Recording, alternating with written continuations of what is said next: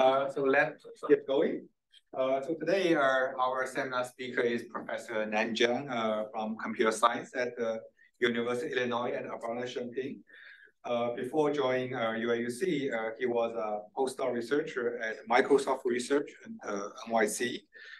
He got his PhD here at Michigan, not from ECE, from CSE with Tinder. His research interest lies in the theory of reinforcement learning.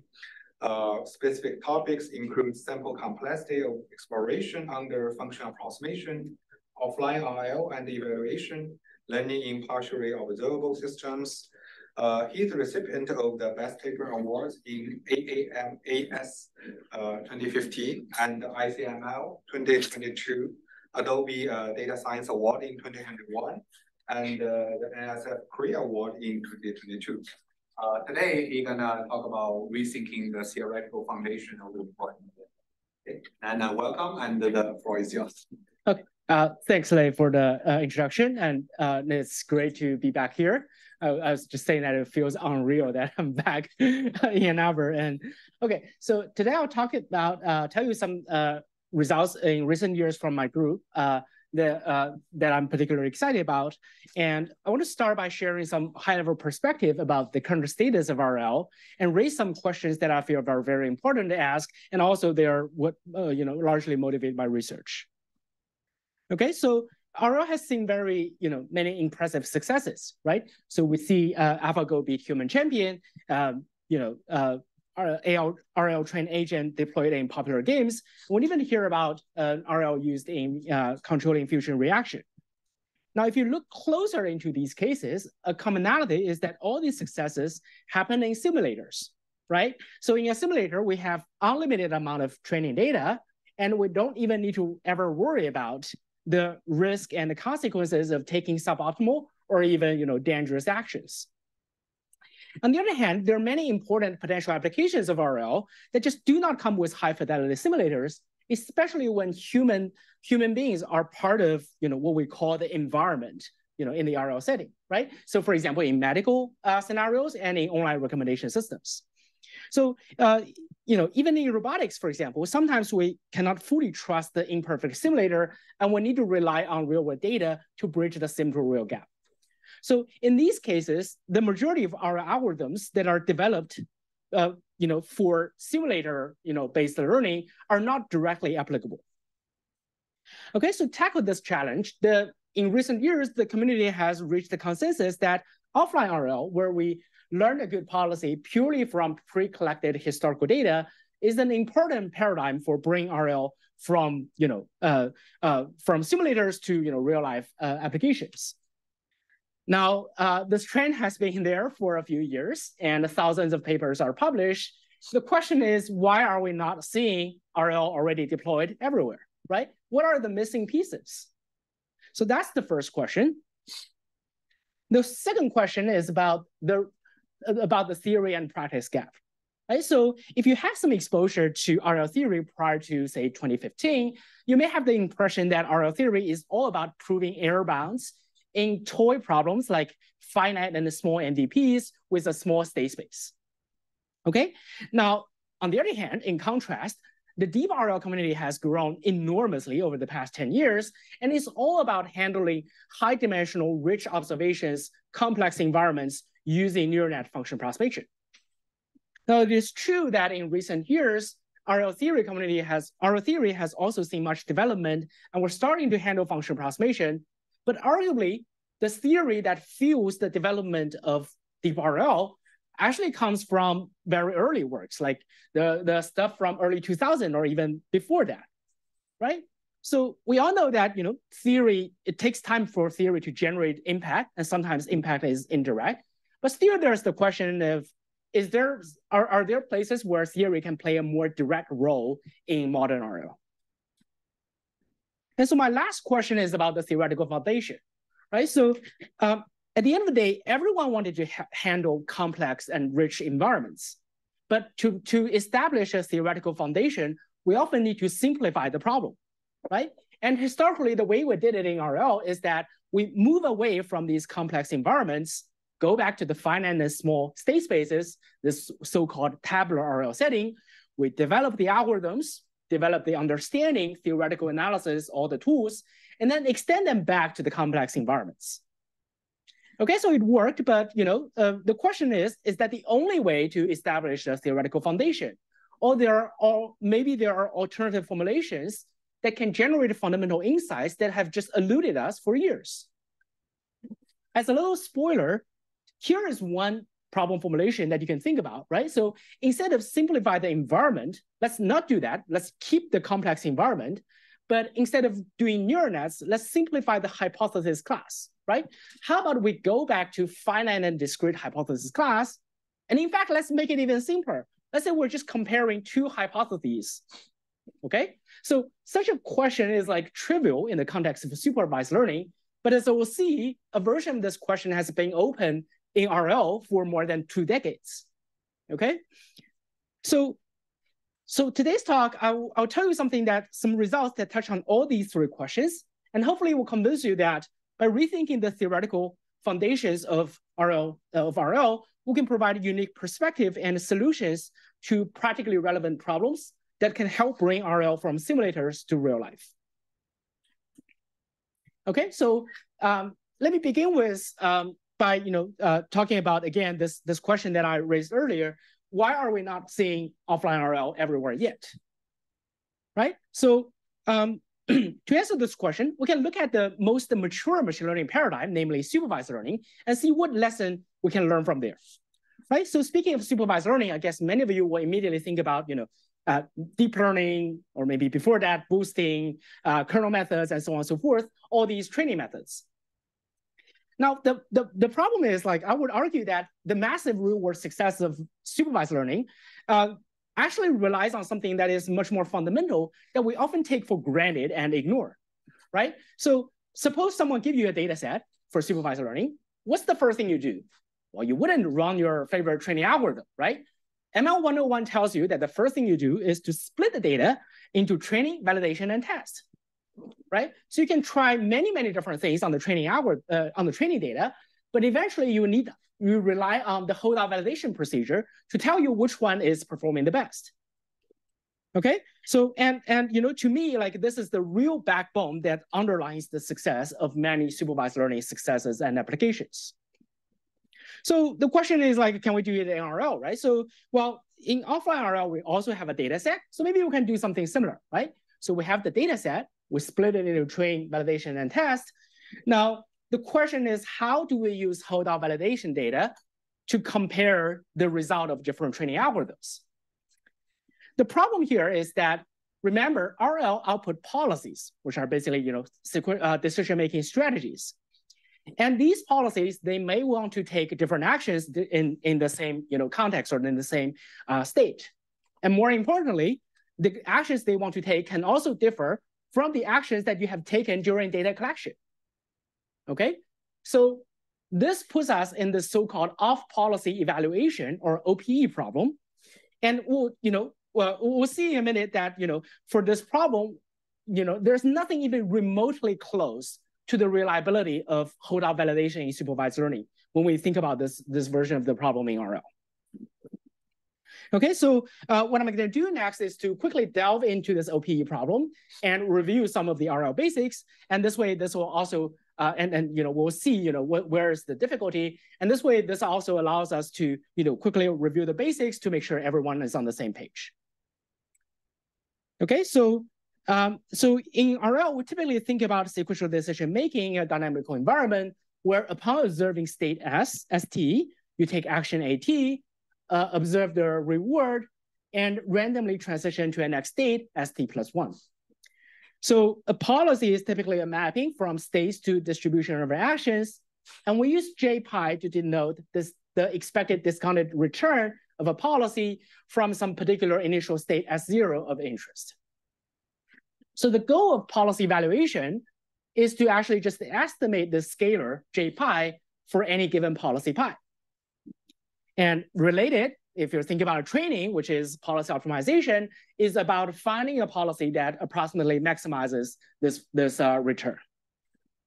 Okay, so how do we do policy evaluation, right? So one typical way that you can approach policy evaluation is to estimate this quantity, or what we call a value function, and in this case, a Q function as an intermediate object, right? So the Q function tells you what's the expected return when you start from a particular state action pair. So the overall return is just this Q function evaluated at the initial state. So how do we do QPi, right? So how do you estimate QPi? Well, we know that QPi satisfies the well-celebrated Bellman equations. So if you can actually enforce this equation as a constraint on every single state action pair, then you can exactly recover this true QPi. Now, unfortunately, for any practically interesting problem, the size of the state space is likely enormous. So this approach is infeasible. Now, instead, what we typically do is that we're going to write down a function f parameterized by theta, and we try to do some optimization and learning to find the parameter theta such that f theta well approximates the target function QPi. So for example, we can do it. A standard algorithm for doing this is called fitted Q evaluation, or FQE, where it solves a sequence of least square regression problems. And every time you get a predictor function, you plug it back into the regression to form the regression target in the next iteration. Okay, so now excuse me. Now so here we have an expectation over data, which is whatever offline data you have. Okay, so and these data for the purpose of this talk, most of the time we're going to assume that it's this is in this form of transition tuples where you have state, action, reward, next state, and in reality, typically they come from they are extracted from trajectory data. Okay, so now so this procedure mimics the well-known value iteration algorithm for dynamic programming and extended to the learning setting, and can be viewed as the batch version of many empirically popular algorithms whose names are more familiar. For example, temporal difference learning, SARSA, and so on and so forth. So you can view it as sort of a theoretical representative of this large body of empirically popular and extremely commonly used algorithms. And on a related note, if you still take this algorithm, but just change the action selection here from the policy you're trying to evaluate to a greedy action selection, max over A prime, you recover the so-called fitted Q iteration algorithm, which will eventually try to learn the optimal Q function, Q star of the problem, and its greedy policy will be near optimal. Okay, so for the purpose of this talk, you can think of for example, run fitted Q iteration for training, you get a policy, and then you plug this policy into fitted Q evaluation to figure out how good it is in the validation procedure. Okay, so this is sort of like a working picture of the RL training pipeline. Are there any questions so far? Okay, so at this point, excuse me. At this point, I hope that you can start to see some kind of the absurdity of this paradigm, right? So recall that whenever you do validation, a major purpose is often to tune the hyperparameters of training, including the neural architecture, which defines this parameterized function class or functional form that we're using in learning. Now, what this formulation is telling you is that in order to tune the hyperparameters for training, you need to have a validation algorithm whose structure is almost identical to training. So it needs all those hyperparameters that the training needs. So if this FQE algorithm tunes for training, who tunes the hyperparameters of FQE? Right? So this is a big chicken and egg problem that surprisingly few people are talking about, even in the offline RL community. And I think the lack of reliable holdout validation algorithms that are hyperparameter free by themselves is actually a major obstacle to the deployment of offline RL in real world scenarios. Okay, so question.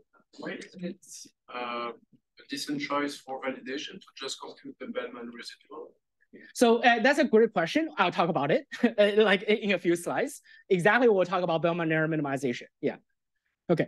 So so now the question is like, okay, so are there hyperparameter free methods that can be used for off-policy evaluation? Well, it turns out that the answer is yes. You can do this so-called importance sampling methods. And essentially what importance sampling does is that first, it requires that it makes the assumption that in the data, you've taken stochastic actions. So you've actually tried all the actions. And then essentially what it does is that it look at the random action choices in the data and only keep around those data points where the random action choice happen to match what your target policy wants to do. Okay, so in this case, it uses a subset of the data points, so you get a reduced sample size, but then you're able to come up with an unbiased estimate of how good the target policy is. Now, this works very well for one-step RL, typically, contextual bandits, and has industry applications. But the problem is that it actually has serious caveat in multi-stage decision-making, right? So in multi-step RL, first, importance sampling does not work with just transition tuples. It needs trajectory data. But much more importantly, it can only keep around those trajectories where every single random action choice in the data exactly matches what you want to take by the target policy. If there's any single mismatch in a long trajectory, you have to throw away this trajectory. So the probability that you can keep around that trajectory is going to be exponentially small that grows with the length of the trajectory, or what we call the horizon. Okay?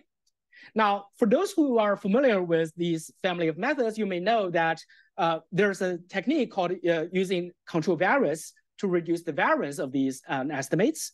It turns out that it's a little bit tricky to do this, but we figured it out in 2016. And guess what?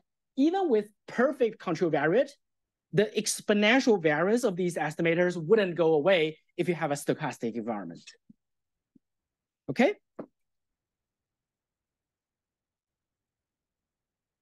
So, doing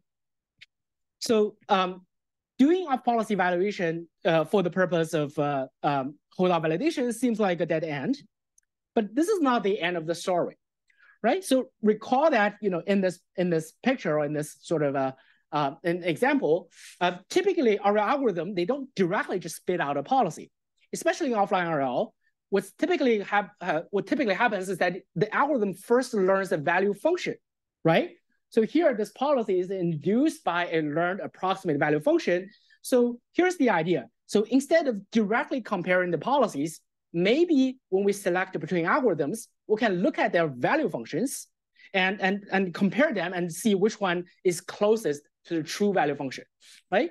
And as we will see, value functions contain richer information and structures. So they give us some hope that they can be selected and compared, can be compared in a more effective manner. Okay, so here is the reformulated problem, right? So let's say you run different training algorithm on the training data, and now let's suppose that the training algorithm output candidate value functions F1, F2, F3, and so on and so forth. We have the holdout validation data as usual. The question is, and let's say one of these functions is optimal Q star or very close to it, and can we figure that out using a small data set, right? So here by small, I mean that the size of the holdout validations data cannot scale with the number of states. Otherwise, we can just take a tabular approach, but that wouldn't scale. Nor can it have an exponential dependence on the horizon. Okay? Now, in fact, why don't we just make this problem even simpler? Actually, one additional restriction I'm going to make is that I'm not going to allow any further function approximation. Otherwise, we run, we go back to this chicken and egg problem for holdout validation. And actually, let me make this problem even simpler. Let's say I only give you two functions. One of them is exactly Q star, and I just need you to find out based on holdout validation data. And guess what? This is the question that has been open for like more than 20 or nearly 30 years. Okay, so and for a long time, we had no idea what could be done in this case. Okay, so, and the reason that, okay, say it again. So if you have F1, F2, can we compare just their value, the larger one? Yeah, so that's the thing, right? Because what if one of them says, infinite for all states? You're gonna select that? Well, if it contains Q star, then must be the correct. No, but one of them is Q star. The other one is like predict infinite for every state. Oh, it may not be related to any. Yeah, right, exactly. I think what you're saying is that if all of them are the valid Q function for some policy, then of course you can pick the one, right? But the thing is that when you do learning in general, you don't have this guarantee. They can really be arbitrary functions. Okay, thanks. And in fact, this like just believe your Q value function and pick the max is actually a heuristic that people use that I actually see in the papers, because people are just desperate to do something and there's nothing you can do. So people say, okay, why not we just do that? We actually empirically compare this heuristic with our method. Like that heuristic is just out of the window. Like just don't worry about it. It's like, okay. Like most straightforward thing is just take two functions and write the greedy policy according to them and compare those? Yes, but the thing is that here we're in the offline setting. You're not allowed to roll out online trajectories. Yeah. So yes, eventually, you know, if you think about industry applications, this is the final step that you can't avoid, right? A/B testing, right? But the thing is that maybe when you're doing learning, especially like offline RL is very sensitive, sometimes it's unstable. You want to try a lot of hyperparameters and maybe you generate a lot of intermediate results and models and policies. You can't afford to try 100 different policies, right? You first have to do some kind of model selection to nail down the choices, maybe to 2-3 policies.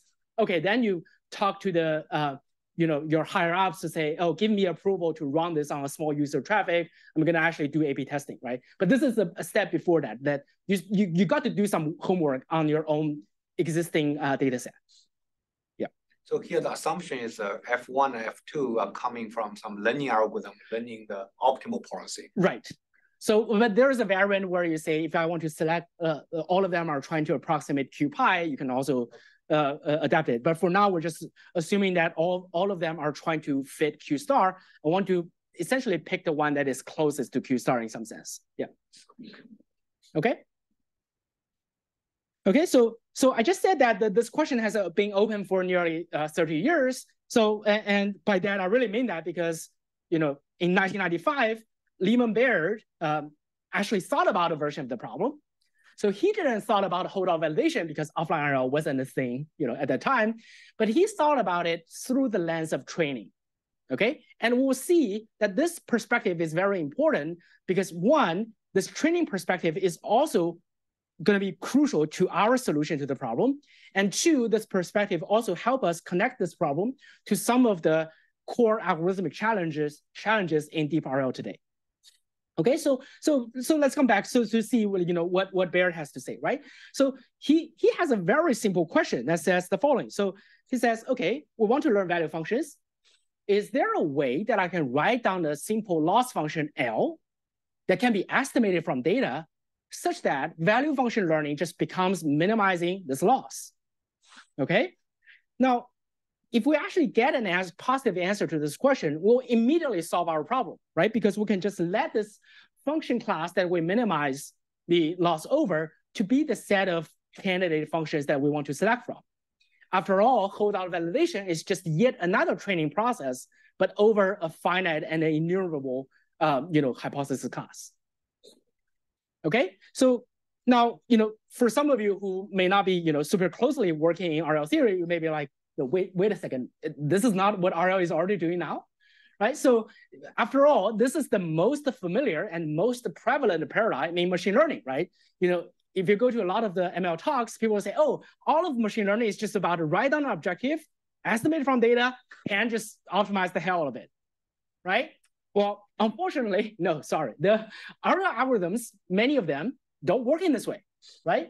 So for example, if you take FIT-Q as an example, it is only optimization within the inner loop when you solve each regression, but at a higher level, it has a fundamentally iterative nature. And in fact, this iterative nature is one of the major causes to all kind of your practical problems you run into in deep RL, such as training instability and vastly different performance across different routes. And in fact, in theory, we know that such iterative algorithm, which we often call learning using bootstrapping targets, can cause divergence even with infinite amount of data and one-dimensional linear feature that can exactly represent the true value function. Okay, so this is a pretty ridiculous, but it is infamously known as the deadly trig. Okay, so now in theory, as I mentioned, we have much developed in RL theory in recent years. So in theory, we need to introduce some additional strong assumptions to avoid these pathological cases, right? So a very common assumption we make is called Bellman completeness. what it says is that you have your function space, you take any function in the function space, you apply the Bellman operator to it, the resulting function must still stay within the function space, okay? And this is, let me just finish one sentence. Let me finish, and this is assumption because in general, it just doesn't have to be the case, right? So even if you have a function class that can exactly represent Q star, the target function you want to learn, in general, if you take any other function, take a Bellman update, they can completely go out of the function space. Yeah, Bellman operator is the optimal, like with the max. Yeah, it's the max one. But there's also variant that we'll see later, the one that for TPy, this depends on the style of your algorithm. If you're doing something that's similar to value iteration that directly learn Q star, you need this version. If you're doing something like actual critic, where in the critic learning module, you're trying to learn QPy, you will need the TPy version. Yeah. Okay, so under this assumption, we can prove we have all the nice bounds, but this assumption may be reasonable if you're in the training setting where you have a rich and continuous function class. But again, in the holdout validation case, our function class is really just a handful of hypotheses, and this assumption just really doesn't make any sense there. Okay, so now let's come back and see what Baer did and what was his reasoning. So what Baer asks is like, it's directly, goes to your comment about Bellman residual that says, okay, we know that if a function is equal to Q star, it must satisfy the Bellman equation, right? So why not we just take any candidate function, plug it into the Bellman equation, and calculate the difference between both sides of the equation and use that as a loss? Well, very natural idea. Now, if you take the difference, f minus tf, this is still function, but we can turn that into a scalar loss function by just taking a square and taking some expectation over data, right? Now, this is perfect. If you can actually minimize this, wonderful, well done. Unfortunately, if you actually expand the definition of Bellman operator, which gives you this conditional expectation, you have a conditional expectation inside the square. And we know that these kind of things you cannot estimate them very easily statistically. And in fact, if you try to directly approximate by replacing just throw away that conditional expectation, this is sometimes what we call the naive one sample estimator. It's known to be biased. And if you want to debiasing it, either you need a simulator, which we don't have in offline RL, or you need the additional helper class that satisfy a variant of the Bellman completeness assumption, which again causes the chicken and egg problem. Okay, so I hope it answered the question. Yeah, so this the debiasing technique using a simulator uses a technique called double sampling that you need to sample two independent next states from the same state action pair. So this difficulty here gets its name from this technique. So we often refer to this as the double sampling problem or double sampling difficulty. Okay, so having seen the difficulty of the problem, now let me tell you how we actually solve it. Okay, and to just remind everybody, the simplified version of the problem is the following, right? We have two functions. One of them is Q star. We want to find out. And to tell you our solution, we would need to cite an old result, again from Jeff Gordon around the same time. That's about training. Okay, so previously we've seen this failure example where say, these iterative algorithms can diverge even under perfect linear representation. Okay, so maybe if linear doesn't work, maybe something even simpler than linear can work, right? What could be even simpler than linear? Well, guess what? You use piecewise constant function class. This corresponds to the so-called state abstraction or state aggregation. So in this case, you get very strong stability, which will guarantee convergence. Okay, so although this result is for training, we can also repurpose it for holdout validation. That is, suppose someone give us such a nice function class that we call G in the context of holdout validation, then selecting the best Q function, the candidate function becomes very, very simple. There are many, many ways that you can do it. I'll briefly talk about it later. But just to reiterate, the properties of this G that we need is that it has to be piecewise constant. It can express Q star. And furthermore, it should have small number of partitions because the number of partitions controls the statistical capacity of this G class. Okay, so once you give me G, there are many ways you can do it. For example, you can minimize the so-called projected Bellman error, but there are other ways you can approach it too. Does it mean? Sorry, go ahead. Here you mean like by expressing Q star, do you mean Q star is a piecewise constant? Exactly, piecewise. Like for all the states or state action pairs here, Q star must take exactly the same value, or not exactly. We'll see. You can allow small error, but roughly speaking, Q star should be approximately constant within each piece. Yeah. So F1, F2 has to be piecewise linear as well. We'll see. Like F1, we'll see. In our case, F1, F2 is arbitrary. So I think you're getting into the misconception. You think of first this piece is determined, then we find functions or we restrict functions to obey the piecewise constant. What we're gonna do is the exact opposite. This is smaller. Yeah, we don't make but to answer your question directly, we don't make any restriction on F1 and F2, and you will see why. Yeah. The confusing part is that you said one of F1 and F2 is Q star. Yes, you will see. You will see. You will see. I'm not restricting. Yes, exactly. This is where the trickiest part of the whole method, right? But for now, like if I just tell you this is still chicken and egg, right? Because who gives you this G, right? Like if you ask user to give this G, this is useless, like because it's just yet a huge hyperparameter to tune. So the magical part of our solution is that I'm going to create this G for you out of nothing. Okay, so and we'll see why that happens. But before that, the first thing we need to verify is that such a G always exists, right? If for some MDPs this G doesn't even exist, then that will be a big trouble. Well, the good news is that G always exists. So suppose I knew everything about the underlying MDP, then this G is very easy to construct. And this construction procedure is actually very important. So what can I do? Well, I can do the following. So if I knew everything about the MDP, I know it's Q star. Okay, I draw its Q star over here. Then what I'm going to do is that I first discretize the output of Q star. Now it only takes finitely many different values. Now I'm going to partition the state action space according to the output value of Q star.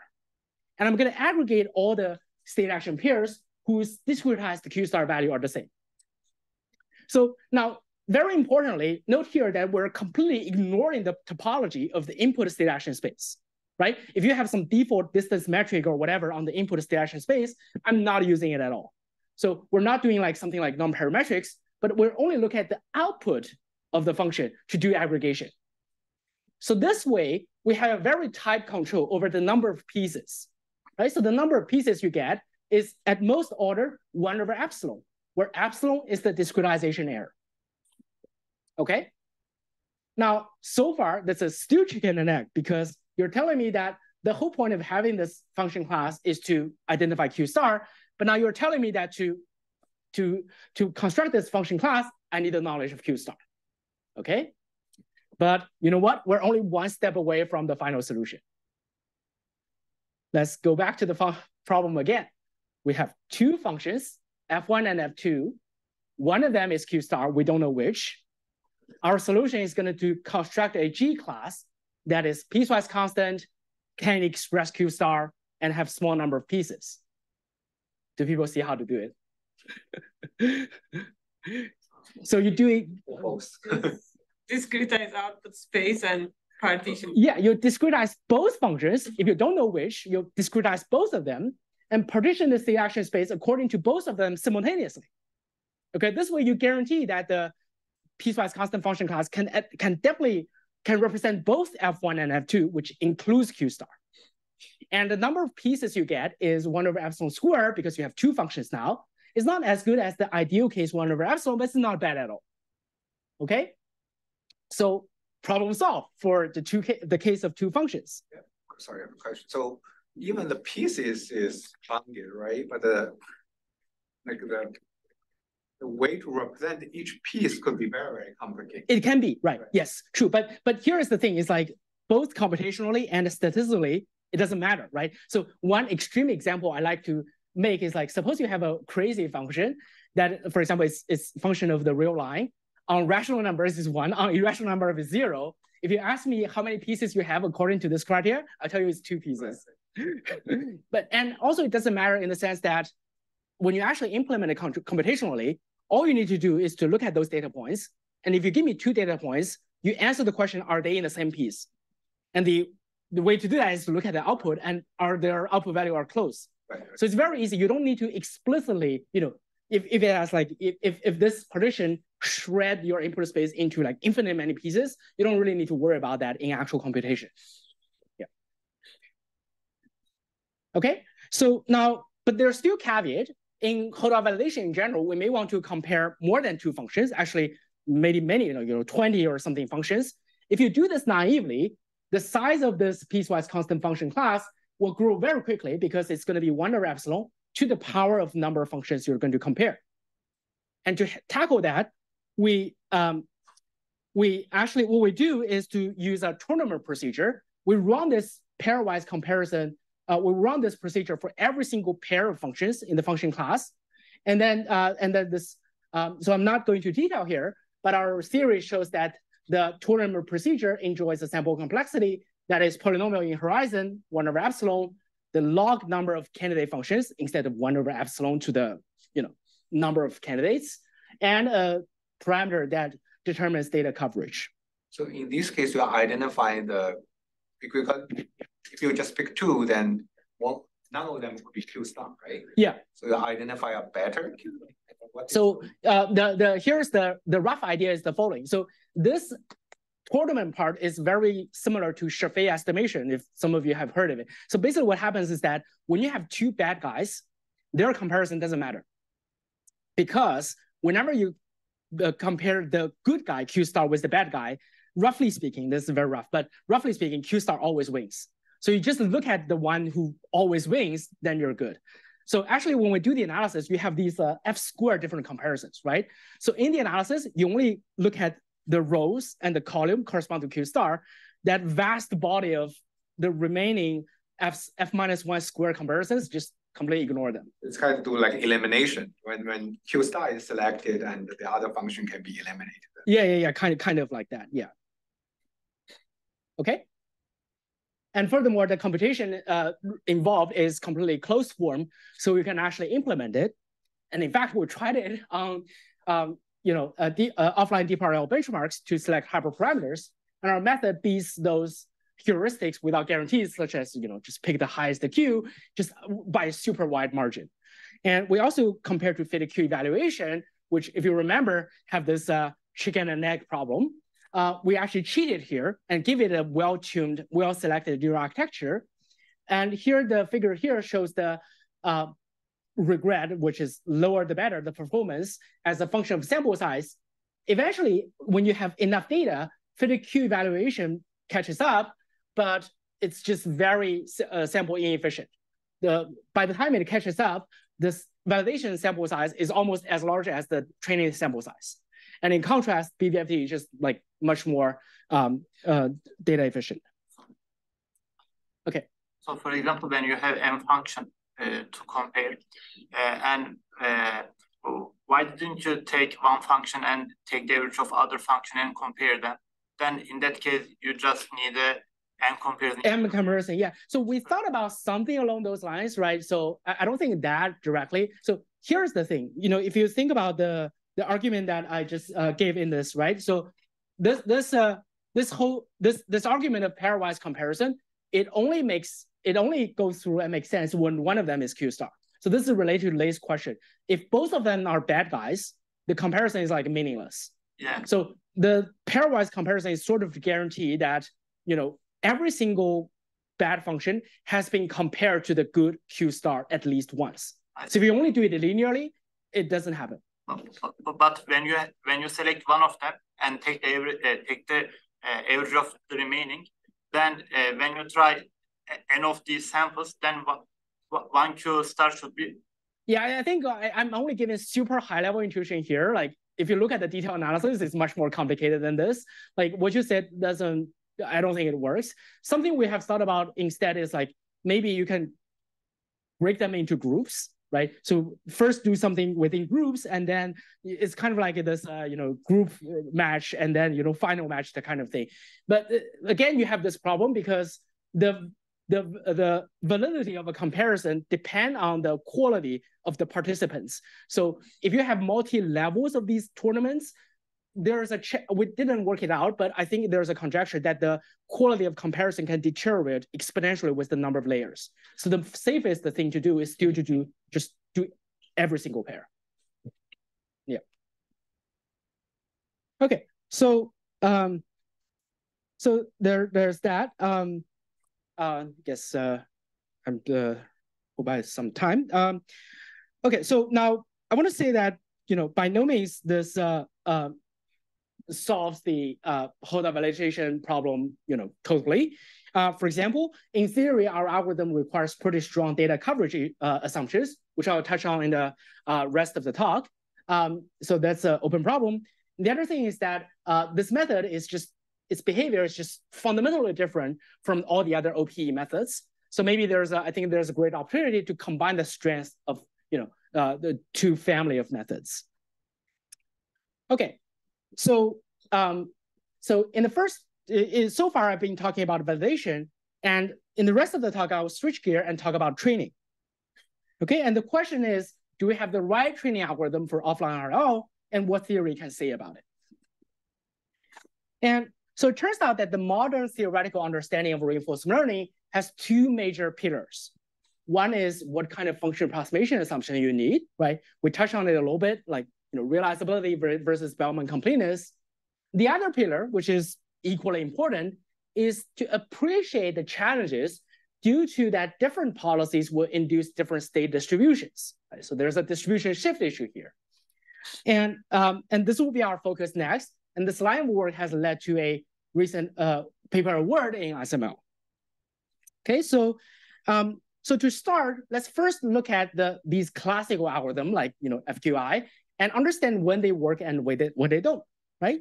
So it turns out that if you look at the analysis of these algorithms, you will see these kind of assumptions very frequently, where d pi is the state distribution induced by a candidate policy, and d here represent the data distribution. And what this assumption is saying is essentially that you need the data, offline data distribution, to provide coverage over all possible policies, okay? And when you have that assumption, combined with something like Bellman completeness, it is guaranteed that you can learn near optimal policy. The problem is, in real life, your offline data is not going to be that exploratory, right? So taking self-driving as an example, maybe you can collect a large amount of data, but most of them will correspond to safe driving behavior. And even if you try to include dangerous behavior, it's impossible to exhaust all possible dangerous behaviors, right? Another example is in network control. Like if you look at the data you collect using the current control rules, they typically are deterministic heuristics that doesn't actually provide good exploration over the entire state space. So the consequence of that is that, if you don't even see those bad behaviors in the data, how do your algorithm know that those things are bad to begin with? And in fact, if you run these standard naive algorithms, they can totally overestimate the policies that are not presented in the data, which can lead to degenerate performance. Okay, so really what you want is the following, that you want to just remove that assumption, right? And allow an arbitrary offline data distribution like this. So maybe you can no longer guarantee to cover all policies, and for those policies you don't cover, you have no idea how they perform. But this is okay. Maybe for those that you do cover, you should have a good idea of how good they are. Maybe you can just have a more humble goal to compete with the best covered policy, right? So this way, as long as your offline data covers one single good policy, I can produce or learn a policy that is nearly as good. Okay? Now, if you think about this goal, really what we want is that we want the learned policy to stay within the data distribution, right? Now, this is opposite to online RL, where the goal is often to do exploration. That is, we want to compute a policy that leaves a step out of the current data distribution. And in online RL, we do this by the well-celebrated principle of optimism in face of uncertainty. That is, whenever you estimate the performance of a policy, you imagine the best case scenario for it. By analogy, in offline RL, what you should do is pessimism, where you do worst case estimation of policy's performance. More concretely, we can think of this in the framework of policy optimization, where we're trying to optimize JPi, the expected return, over a class of policies. Now, pessimism asks that we optimize an estimated objective J hat pi that is guaranteed to be a good lower bound of JPi, right? And in fact, even for those policies that you do not cover, J hat pi needs to be a lower bound. Now, if you only have that, I can just give you J hat pi equals negative infinity, right? So for this to be a non-trivial estimation, we also require that for those covered policy, your J hat pi must be a good, an accurate estimation. Combine these, they automatically guarantee that the learned policy can be competed with the best covered policy. Now, this by no means is a new idea. In fact, it finds its root in robust optimization, and robust MDP study dates back to at least 2005. The question is how to instantiate this idea in the context of learning with function approximation.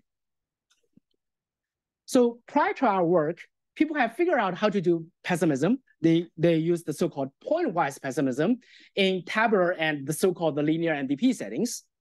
I'm not going into detail here, but the idea is that you're going to construct Q hat pi that is a point-wise lower bound of the Q pi function. Okay. Now this approach has advantage which I'll get to later, but it also has very obvious limitations. One thing is that it can be overly conservative by imagining impossible scenarios. For example, suppose I give you two doors and tell you that behind one of the doors, there's a price. Now, what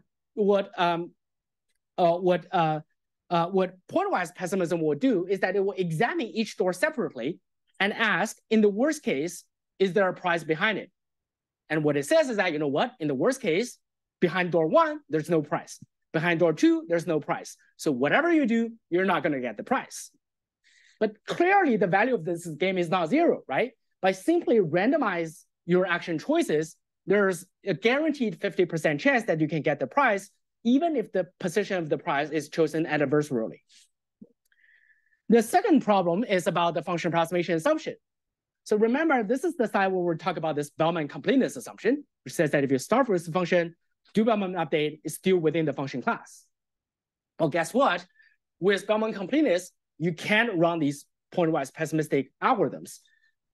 It needs further that not only function inside the function class will be transformed to, will stay in the function class, but all the function, even those outside the function class, after you take Bellman update, it needs also to be mapped to the function class. And even that is not enough. You also need the function class to be linear or something similar to linear, like RKHS, because you need that for uncertainty quantification. Taken together, these are exactly equivalent to the recently popular linear MDP setup, which imposes a low rank assumption on the underlying transition dynamics. So the real question here is that, can we actually move beyond these linear settings and remove any assumption on the underlying MDP so that our algorithm and guarantee can be applicable to all MDPs out there? Okay, so to address this challenge, we propose the Bellman-consistent pessimism framework. To illustrate it schematically, here we're plotting a simplified case of just bandits, where you have reward as a function of actions. Because we have data with insufficient coverage, as you can see, when we fit the reward function, there are many different reward functions that are approximately consistent with the data. We call this set of functions the version space. And when we evaluate the performance of a policy, we take all these functions in the version space and output the minimum value of these functions at the initial state. In the MDP setting, these version space is formed by looking at all functions whose Bellman error on the data distribution is small, and the Bellman error can be estimated when you have the Bellman completeness assumption. Okay, so it turns out that this approach addresses both challenges, both limitations of previous work. First of all, it's less conservative, and second, it only requires these standard representation assumptions, which does not restrict the MDP dynamics. So this can be applied to any MDP. Okay, and in fact, although our results is for the very general case, when you specialize it to the linear MDP, we actually get improved rate compared to those previous algorithms designed specifically for linear MDPs. Now, this is all great, except there's a catch. So here, if you look at this program over here, this is roughly speaking a constraint optimization problem, okay? But if you just solve this constraint optimization, it's not this full story yet, because this constraint optimization only gives you the pessimistic estimate of single policy pi. And to run the whole algorithm, you need to add another max over pi in front of it. Now, if you turn the constraint optimization into a Lagrangian form and expand everything, including how you estimate the Bellman error, you get this monstrous max min max, which we probably have no idea how to solve, right? And in fact, these kind of version space algorithm, as well as the associated computational difficulties, are no stranger to RL theory. So we see that this is our formulation in offline RL, right? You do max over pi and do minimum worst case performance estimation. If you flip that min to max, you get max max, which actually corresponds to optimism. And in fact, using version space-based optimistic algorithm, we get some of the most general statistical results in online RL. Unfortunately, those results typically come with strong computational hardness that we had no idea how to implement them. In contrast, if you use point-wise uncertainty quantification, you can handle both offline and online RL in a very similar manner. Although it makes very strong assumptions, the good news is that the computation is actually straightforward. You just need linear regression. Okay, so this is very appealing. So for a long time, we thought that maybe there's some kind of trade-off between statistical generality and computational tractability, at least in the online setting. Well, it turns out that the surprise is that this actually can be broken in the offline setting. At the first glance, in online, you have max max, which is just max over the joint variable, which may seem easier than the max min in offline. However, the settle point formulation in offline allows you to solve the problem using the no regret plus best response scheme. So without going into details here, we come up with an algorithm that can solve this problem in an oracle efficient manner. And the oracle itself is fully efficient when you have the linear setting. Okay. So, I'm not going into details here, but I'm happy to talk afterwards if someone is interested. Now, as we develop these theoretical results, we're also talking to industry practitioners and, trying to understand what considerations are holding them back from deploying RL in real world. One very strong consideration that we learned is that what happens is that, for example, in network control, currently, typically you have some simple heuristics that are used in the system that are used to collect the data. And in contrast, if you switch to RL, we know that RL training can suffer from instability. And furthermore, this is amplified by the difficulty of hyperparameter tuning that we mentioned earlier, right? So therefore, it's very easy for RL algorithm when not properly tuned to produce a policy that is even worse than your current policy. And this is something that people really want to avoid. And because of this, there's some researchers in the community advocate for imitation learning as an alternative for offline RL when you're trying to learn a policy from data. However, the good news is that imitation learning is often very stable and can reliably learn the data policy. But the bad news is that by the imitation nature of this paradigm, it has a performance ceiling. You're just learning what the data is already doing. You can't go significantly better beyond it, right? And when you're trying to automate high quality human decisions, imitation learning makes a lot of sense, for example, in self-driving. But if we were talking about network control, all the existing heuristics are already automated and they're cheap, right? There's really no point of imitating those. So the question really is there a way to get the best of both worlds? that you want the stability of robustness of imitation learning and the potential optimality of RL. So to handle this, we, in a follow-up work in SML last year, we proposed a tag based on what we called relative pessimism. So recall that previously our pessimistic algorithm tried to maximize the tight lower bound of J pi, right? So relative pessimism, what it does is to simply subtract the return of the data policy from the subjective. At this point, it doesn't really do anything, which is actually a good thing. Well, it turns out that if you push this through the previous derivations, and by using the well-celebrated performance difference lemma, you get we're able to formulate offline RL as the Stackelberg game. So where you have a max operator, max player, which is choosing the policy, and a min player that is choosing an adversarial Q function. The good news is that in general, you have this Lagrangian term that corresponds to the Bellman error constraint, but as long as this term is not too large, you can actually, in some sense, you can actually ignore it and only look at the remaining components. In the remaining components, you get back to a zero-sum game that actually exactly recovers a form of imitation learning using the so-called IPM losses. So, and because imitation learning succeed under weaker assumptions, under those assumptions, we can guarantee that our learned policy is never significantly worse than the data policy. Now, if you have stronger assumptions that the offline RL needs, our algorithm also automatically achieve the optimality guarantee that we have previously. So in this sense, you get the best of both worlds. We're also able to actually implement it in deep RL to get state-of-the-art performance and also empirically demonstrate this kind of robustness guarantee to hyperparameter misspecification. Okay, so this is the main technical part of the talk.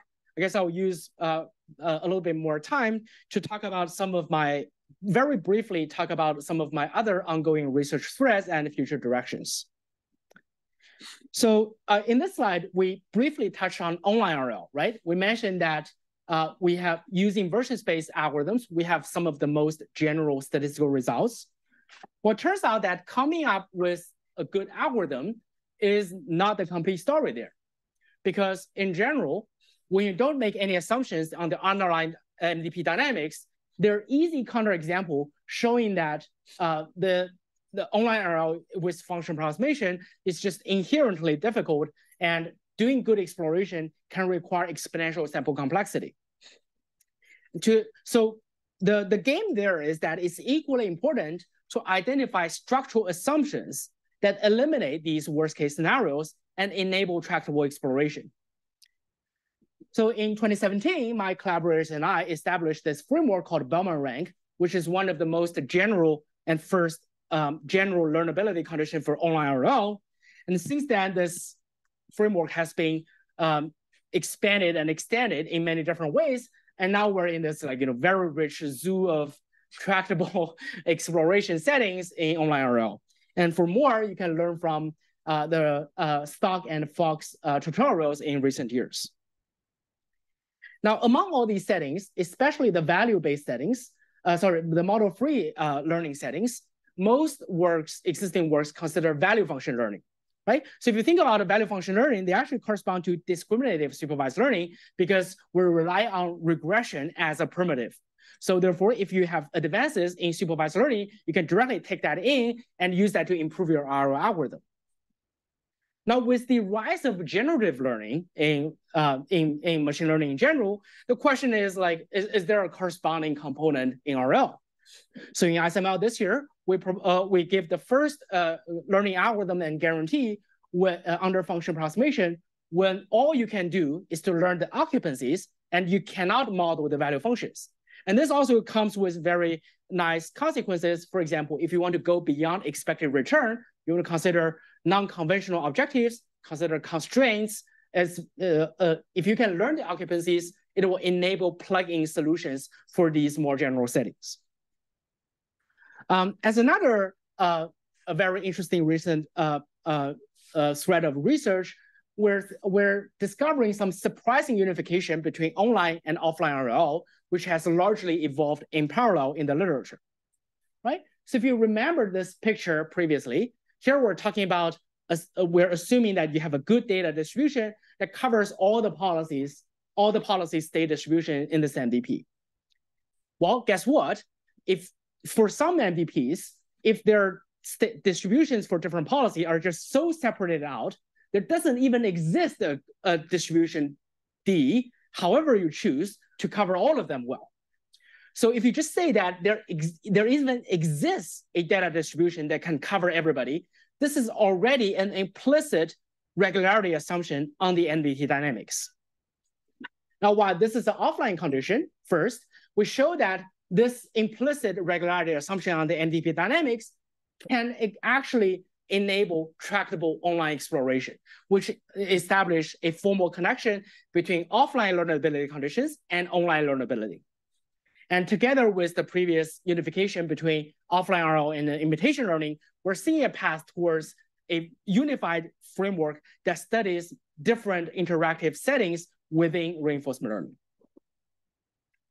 And beyond this, recently, my group has also been looking into multi-agent RL and partial observability, which are strongly motivated by the NSF AI Institute, which Lei and I are both co-PIs. So here we're considering, network management, but in the context of a large network where there are many different entities, they're doing decision-making separately. They only have local information, but not a global state. So in these cases, partial observability and multi-agent and game theoretic considerations arise naturally. Okay, and we have some initial work in these directions. Okay, so that's all. I want to thank my brilliant students and collaborators and funding agencies without whom the work presented today would not have been possible. And thank you all for coming and listening. Thank you.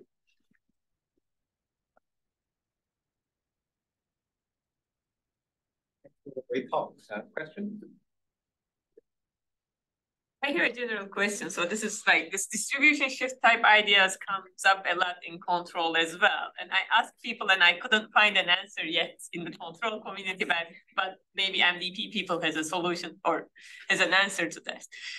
Is there a trivial, simple example that I can solve analytically and see the effect of the distribution shift? A toy example where I can analytically say distribution shift hits. Well, I guess it's a little bit vague, right? So there's the question. So I don't know if that answers your question, but we have, in the RL literature, there are works, for example, showing that. So one scenario that's directly related to that is the scenario I just talked about, where you have insufficient data coverage, right? So in that case, if you just do estimation based on whatever data you have, and your estimation is naive, not pessimistic, like just do point estimate or certain equivalence, I think there are examples like in the literature, in the recent years papers that show that it can actually fail miserably, right? I think that those, if you don't want like super natural example, just want something naive, I think it's relatively easy to come up with. I don't know to what extent it quantifies as the distribution shift, but at least for us, I think conceptually, these two things are closely related. Mm-hmm. Right, so the thing that something like that is really not very difficult to come up with, right? So which is why I guess it may not really answer a question. I'll give you an example, right? For example, suppose I just have multi-arm bandit. I have just different arms. I must learn from offline data. I just try to use offline data to learn a reward function and then certain equivalence, point estimate, and I just take the argmax of the reward. Okay, so let's say for two arms, all the rewards are stochastic. For two arms, I have abundant data. For all the other arms, I only have one single data point. Okay, so as we said before, in this case, the ideal strategy and what you should do is really just to only look at those arms where you have sufficient data and pick the best among them. But if you do certain equivalent, let's say the rewards are Bernoulli, there's a good chance that one of those arms will just give you a 1, and you say, oh, that's a very good. Let's just pick that. Well, it doesn't work, right? So, to what extent is that distribution shift? Well, for us, this is, if you're looking into the analysis, this is exactly, the effective distribution shift. But, is this sophisticated? It's very trivial. Yeah. Yeah, I have a question about the imitation learning. Yeah. So like you talk about if we vary the value of lambda, then you can go from one. Yeah, right. Now, how do we choose a lambda? Yeah, that's a good question. So the actual guarantee is stronger than that. So I talked about it as if to invoke the imitation learning module, you need to lambda equals 0. To invoke the RL module, you need the lambda to be a little bit larger, right? So it turns out that this imitation learning guarantee is very robust, that it deteriorates gracefully as you gradually increase lambda. So it actually, when your lambda is set to be the right value for offline RL, this guarantee still largely holds. So therefore, it's like for a large range of lambda, this guarantee holds regardless. And actually, this is exactly what we show over here. So this is lambda, this is the algorithm. So this orange line is the absolute pessimism previously. So you see, like if you have a small lambda, it just completely breaks. But this one, small lambda, medium lambda, it all works. It only breaks when you have super large lambda. Yeah, so that imitation learning guarantee holds in a wide range of lambda. But if you pick the lambda in the right place, RL guarantee kicks in. Yeah, thanks. Any other questions? If not, let's thank Nan again.